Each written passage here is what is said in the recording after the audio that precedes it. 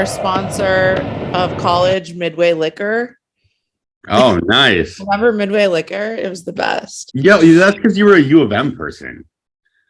No, Midway Liquor was on University, like right by us. I didn't. Oh, you mean because you couldn't walk to that? That place took our IDs all the time. The place on the corner with the tanning booth. John, you're on silent. John Gooder, where are you? Johnny Sweets. We lost Oh, Marshall Liquors. Marshall Liquors. Yeah, wait, but that was the one. Was that on Grand? No, it was on like something like St. Clair or something like that. Yeah, how did I even know that shit? Marshall Liquors. Marshall Liquors. That was the OG one. Yep, you drive down there. Nice. No, I don't like with them. a case of Miller Lite or some shit. You know what I'm saying? Well, they had this beer 30. Remember, it was like 30 wrap. Beer ice beer 30 or whatever. Beer ice. And they made it purple just for St. Thomas. Yep. Beer 30. I was one of the first people with like a fake ID, a real one. Yeah. Wow, we're talking about illegal shit now. The person was a redhead. Reginald Whittington III of Dallas, Texas. Shut up. How'd you find it? My sister woke up at a frat party and her hand was in the couch and her hand was on an ID. So she pulled it out and she was like, "Hey, LJ, I got an ID for you." He's had my same height. And so it was like perfect. 5'7" and 1/4 inch. And it worked like every time. Well, no. So the interesting thing about Marshall Liquors was it was owned by this like really old Asian man, right? Yes. And so I gave him the ID. He looked at it and he was like, "Oh, I can't tell you all apart." So then he's like, he gave it to like this younger white bagger. And the bagger looks at it and literally goes, "Holy shit, bro." Gives it back to him and is like, he's good. And, I was probably whatever, like 19, maybe 20. So I would come in and get liquor all the time for like my freshman year dorm. Yeah. And then, of course, you come in when you're finally 21 and there's always that fun interaction, which they probably had 1,000 times before. Oh, my God. Every time. Mm-hmm. Every time. I think I like celebrated my actual 21st birthday with Midway Liquor. And they're like, "This is ridiculous." I'm like, yeah. They're like, you're like, "I'm turning 21 today." They're like, "We've seen you here for about a year and a half. You've been here for 3 years." I don't know what you're talking about, but this is my real ID. So like, are you ever going to graduate? You dumb fuck. Yeah. Like, yeah, I'm on year 7. Yeah. So Vikings Weekly. Okay, Vikings Weekly. I can't remember what week it is. All I know is that we truly are. I mean, we're the best team in the league right now outside of Philly. With no respect. We are the most disrespected, like top 3 team in the league of all time. And I get it because this whole charge is led by pardon my take. Big Cat and EFT are trashing us on the regular every single Friday. It's absolute bullshit. Barstool Sports, they keep calling us frauds. They called us frauds at 8-2. They call us frauds at 9-2. Call us frauds at 10-2. Continues or whatever, right? I don't know that sequence of records or whatever. That doesn't matter anyways. But all I know is that we're playing a lot of close games, a lot of close one-score games that are coming down to late interceptions, shit like that. And we're not getting enough credit. And I think that let's just like nip it in the butt right now. That whole Vegas line is now at -1.5 Lions. So the Lions are actually favored, being a 4-8 right now or some shit, right? Not to say that, I mean, we might be due, but how is it possible that Vegas has us supposed to lose? Yeah, so the only reason they're doing that, LJ, is there's a lot of these one-score games, right? And they're just trying to protect themselves. They're saying, okay, we've had a lot of these one-score games, and I feel like I'm just talking in a fucking thought loop here, but yeah, you get what I'm saying. It's like just to protect themselves. Disrespect. Haters gonna hate. Let the haters hate. Yeah. Huge disrespect. Yeah, I mean, it sucks. It's like whatever, but we're on the road. Usually, you hand the home team 3 points, so they only gave us 2 back. So, but whatever. I mean, we'll make them pay. I think we'll score a lot of points. Don't you think? They're a shitty defense, dude. I know, but like that helps. That helps because their offense looks good though. But they're 5-7, right? they're not looking good. Like their record doesn't speak. Yeah, but you know what? So they're on the other side of our coin flip, is what you're saying. Yeah. Like somehow we're maybe kind of similar teams, but we just have one at the end of the game. Yeah. I'm like making coffee back here, so you guys are wondering. Anyways, yeah. Where are we at with this? Yes, I mean they're 5-7. Double check, triple check. Here's the thing: Cousins and Za'Darius called it a t-shirt hat kind of game, right? Because we clinched the NFC North with the win, right? How are you guys feeling about we clinched it? What's that? I thought we got that last week. We didn't. No. Technically, Detroit can actually beat us to it if they win out and we lose out. Okay. But if we win tomorrow, outside chance in hell. Do you know what I'm saying? I mean, I just think it's unbelievable that we're still getting this disrespected. It's absolute bullshit. I agree. It is pretty we're ready to turn on the burners. We points. continue to get better every week, actually. Like I'm other like- than getting punched in the mouth by Dallas, we continue to like just tighten down the shit. Dallas was rough. Yeah, Dallas was really rough. I'm still confused by that. It's like scary to think that could happen. We are. Well, it's funny because we're the worst 10-2 team ever. Still, Probably, you know, and I'm fine with that. But at least we're 10-2. 10-2. I'll take the worst 10-2 team ever. That's great. Yeah, I mean, it's just I think we put up a lot of points. I'm going to say it again and again, and JJ's going to spank that at the secondary. We have Jamison Williams coming back. He didn't even play really last game. So we'll see how they do offensively. Amon-Ra St. Brown is really a solid player. The only position that I really think they beat us at, pound for pound, if you really break it down, is probably running back. I think that the Jamal Williams dude is money right now, and he's playing lights out. He's having a really solid year. But other than that, I think we beat him at every position. Corner, we have better corners. I think we got a way better line than they do on both sides of the ball. I think Cousins is better than Jared Goff. I just don't understand how they would even beat us. Like the only thing would be is like if our offense did that stupid shit like we did against the Bears, like when we started against the not the Bears, the Cowboys, right? Okay. And then it's like, and then they just put up a lot of points. Like this defense is gonna give up a shit ton of yards, you know. And so, yeah, I mean, what scares us is obviously their offense is good. It's like you're going to think it's going to be an over. Let me look at the points here. Let me look at the point total. We got okay. Let's see. The line right now is still it's -2. Point total is 51.5. So 7 touchdowns and a field goal combined. I can see that happening. So like 3.5 on both sides. Yeah, I mean, like there's gonna be points. There's gonna be shit happening. You know. I think you could see like a special teams touchdown, defensive touchdown, like, you know, the ball's going to be thrown all over the yard. But I think this is our opportunity. We finally play a shitty defense. Actually, the only defense I think that's worse than ours is theirs. And so, but we're not, we might be, we've got to come in and kill them, like, dude. Like yards allowed and all that stuff. But our defense isn't shitty when it actually clamps down. That's where it kind of gets lost in the sauce of you can't really call our defense shitty because they actually do close out games at the end of the game. It's usually not our offense that does all the closing. It's our defense that locks it down when they want to. So when we just kind of choose to press that button, and I like it that we have that squad. So because we don't really turn the ball over at all, and we turn them. Yeah, go ahead. Yeah, I mean, last week was ridiculous. Like the defense was on the field like constantly. It was ridiculous. Yeah. It is time to start really like running Cook and like getting that kind of rolling where he's, you know, getting is he getting 20 touches a game yet? Because there is a statistic out there that we haven't lost a game if Delvin Cook scores. So I think there's some like just making sure that Delvin Cook, the offense actually revolves around him and not Justin Jefferson. Will probably create more strength long term because the defense will be on the field less and we're still going to be putting up points. Right. Yep. Look to see more of Jalen Reagor getting involved. I'd like to see more Jalen Reagor and less. He looks good. I'd like to see less KJ Osborne.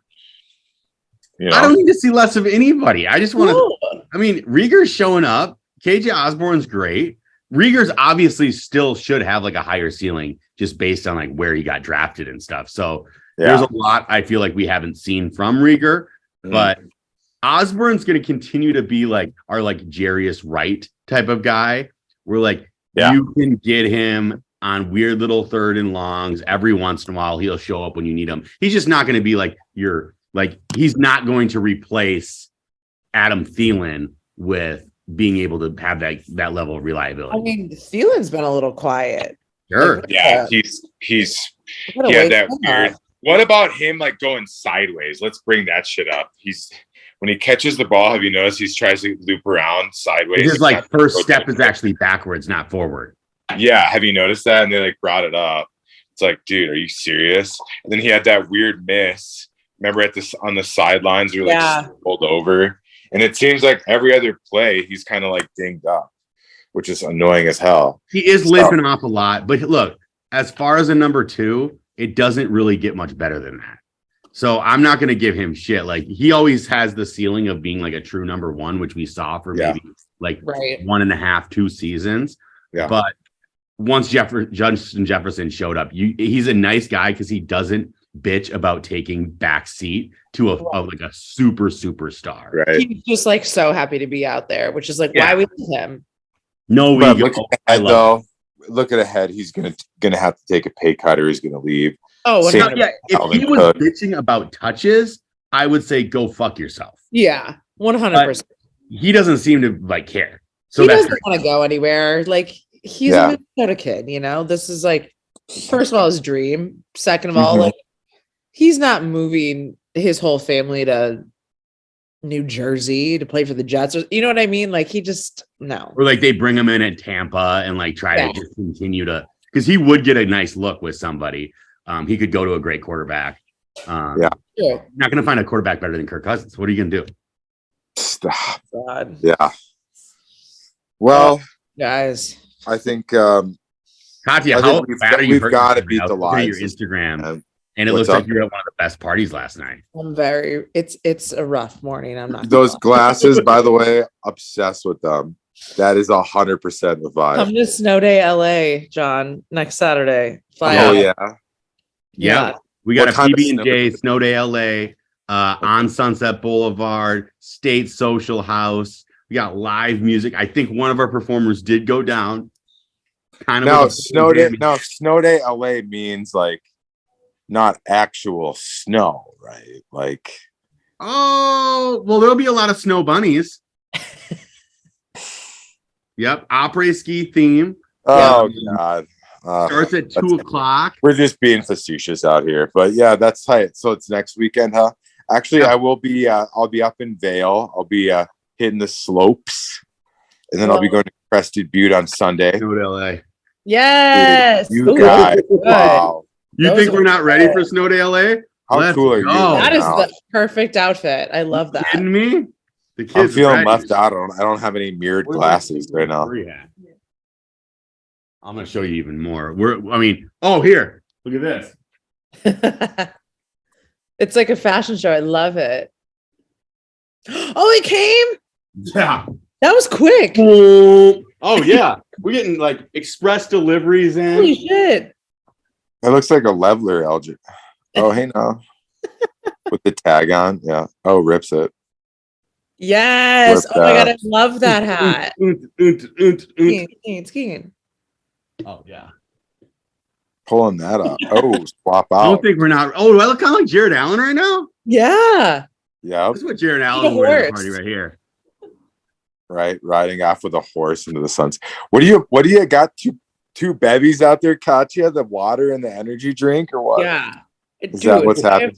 When you're doubling down on different types of drinks, you're in a bad spot. I've got a Diet Coke in the fridge too. Oh, Lord. It's all dark.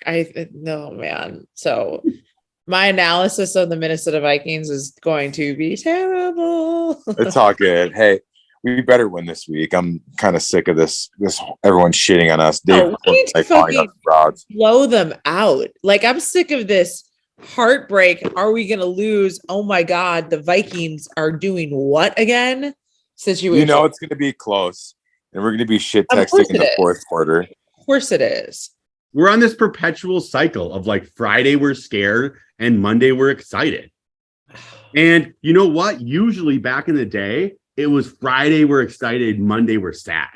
So we've completely changed culture in Minnesota Viking territory. All the games have been stressful all year, dude. They've been fun. Every single one has just been like a nightmare. In the fourth quarter, you know we're gonna win. Back in the day, in the fourth quarter, you're like, fuck, they're gonna like something will happen, some bounce. We get the bounces this year, and we're always finishing. I'm not scared at the end of the game. I'm just always looking at I'm watching the TV and I'm going, I can't wait to see how Kirk Cousins gets another W and, you know, walks to the Hall of Fame. Yeah. We got to trust our team. We just swept the AFC East, which is the toughest division in football. Like, unbelievable. Mm-hmm. We came this year with one of the toughest strength of schedules they had like seen in the NFL. Like, it was like the fifth toughest schedule in the NFL or whatever.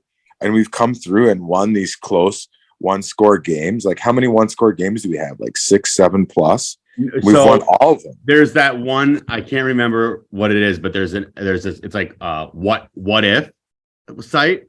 And so any game that was within 8 points is like the coin flip, and they show like what your record would be if the coin flip happened like that. And we would be 1-11. That's so within 8 points, all like a ton of games that if you would have won or lost them, they switch them. Huh. Mm-hmm. Well, 1-11. Good football teams find ways to win. You know, it's hard to win in this league, right? I'm going to say that euphemism all fucking day, dude. But 10-1 or 10-2, excuse me. It's like, dude, we have a chance to even catch the Eagles. It'll be cool if we have home field advantage, wouldn't it? We're going to do it. Yes. I think we probably have to go to Philly to be able to completely finish it out. That's the way that we have like a true redemption story. That's true. But if we can get them to come through our house, I would rather go to Philly though, because I don't want to lose to Philly in Minnesota. I would rather beat Philly. And then what about I think in the AFC, it's just got to be the Bills or the Chiefs, right? Can you think of anyone else? The Cowboys scared me a little bit in the NFC, but like honestly, it's probably them. It's like the Eagles or Vikes, right? Well, aren't the Bengals kind of coming back a little bit? Yeah, so the Bengals are the thorn in the side for the Chiefs. They're kind of like they're 3-0, I guess. Joe Burrow is against the Chiefs. So yeah, they've been a problem for them. I don't think they're done. I think because Joe Mixon's still healthy. If you have Burrow and Mixon, like you have a scary team. Jamar Chase is healthy now, and that's all that really matters for them. I think they actually worked their way back in to the AFC and I think there's a lot of room over there to be able to make a late season charge. Right. Yeah. It's going to be a fun playoff. It is. Mm-hmm. Like, for real. How about the Raiders losing, man? It's like the Rams that bring in Baker Mayfield. But if you've watched the Raiders this season, that's the story of every single game that they played this season. It's been wild. And that was two horrible football teams. Yep. Yeah. That was just as boring as it possibly gets. So yeah, you have another like, wow, Baker's so great. I'm like, no, both teams were really bad. Nobody wanted to win that game. I mean, just Josh McDaniels, like, how is he not fired already? Yeah, I mean, I guess they gave him one couple of years, right? It's like the honeymoon's not over yet, right? Yeah. The Raiders, the only move they have is like, I can't remember the guy's name. It's like number 17. They just do like this end around to him. That's the only time that they pick up like yardage. Adams? Yeah. Adams. Oh shit. Yeah, that's right. It's Adams. Yeah. That's the only person Josh that even does anything. Josh Jacobs can show flashes, right? Hold, please. I'm giving in, and I need not Up Advil. here? I need Advil. Maybe I need Advil. Just I need my 30. Just goes beer off of the hangover. It's 12:45. That's true. No judgment here, especially on the weekend, right? There are no fucking rules. Mm-hmm. Man, that's a vibe right there. I'll tell you that right now. Yeah. So let's see here.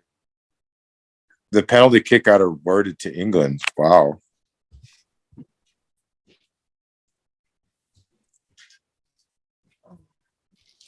Okay.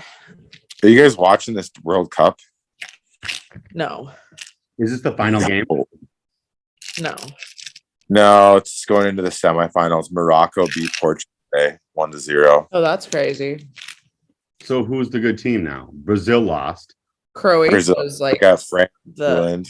France and England. Wait, what time is that game? That's right, going on right now. Is it who's winning? It's 2-1 France, but England's got a penalty kick to go right now.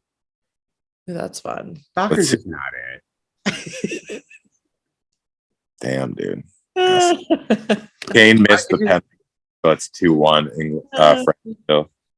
It makes me realize how great the U.S. is, because I didn't realize how bored other countries actually are until you watch like a soccer game. I'm like, oh my god, like this is entertainment over there. Dude, LJ, this should be part of your stand-up. This is funny. Yeah, LJ just mercilessly rips on soccer. Remember when Josie Altidore got ripped, he ripped his hamstring in the I was a phenomenal soccer player. So in seventh grade, right. That's the whole story, though. Is seventh grade soccer, and then you stop. No. Listen. So in seventh grade, I was too good for my age group. So they moved me to the eighth grade group. So in seventh grade, I played eighth grade, and I made the premier team. What position were you? Usually like striker, like score the goals, or like a good like star or an outside midi. Well, I was a seventh grader on the eighth grade premier team, which is the best team in the state, and we won state. So I won state in the eighth grade team in the best level that you can play in Minnesota. So then every single player from my team moved on to play high school. They all started. They were all the best players in the city, and they were ninth graders, but I was eighth grade. So I would have had to go play high school. But what ended up happening was, so then soccer turns to fall sport in high school. So I would have had to give up football. I said, fuck you, soccer. I go down on top. So the last time I ever played soccer, I won the entire state. And it was the older kids. You won state in eighth grade, dude. No, I won eighth grade state in seventh grade. That's so tight. Yeah, it was fine.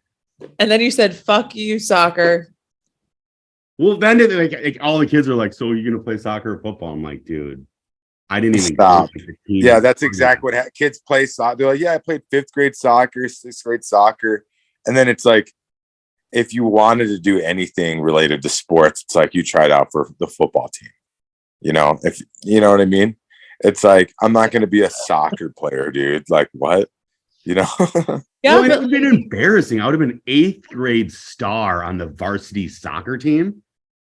Here's the thing. I would have been like, if it was my kid, you look at your kid and you're like, do what you want, sure, blah, blah. But are you going to play in the NFL, or do you have a potential to play in the MLS? And if the answer is the MLS, maybe you stick with soccer.